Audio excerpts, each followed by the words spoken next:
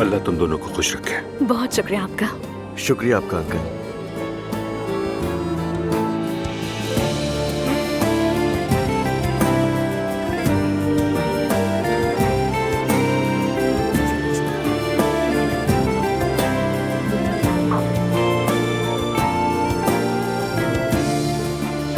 बहुत शुक्रिया आपका।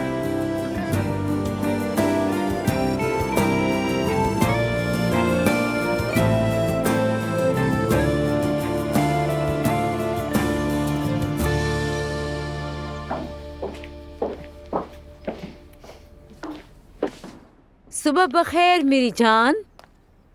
Good morning. अच्छी नींद आई ना? जी बिल्कुल। सच में मैं बहुत खुश हूँ। तुम्हारे मुस्तफा भाई भी आ जाएंगे। तुम जानती हो ना वो तुम्हें बगैर हिजाब के ना देखें। मैं ऐसे ही ठीक हूँ। नहीं बेटी, ये गलत है। जुल्कर भी घर पर है, जाओ अपना हिजाब पहन लो। नहीं, कहा ना मैं ऐसे ही ठीक हूँ। वैसे मैं आम जिंदगी में हिजाब नहीं करती अम्मी।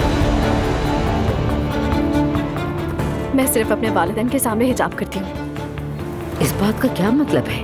आप इतनी हैरान क्यों हो रही हैं? यही तो सच है। तो क्या तुम अपने खानदान से झूठ बोलती रही हो? हाँ बिल्कुल।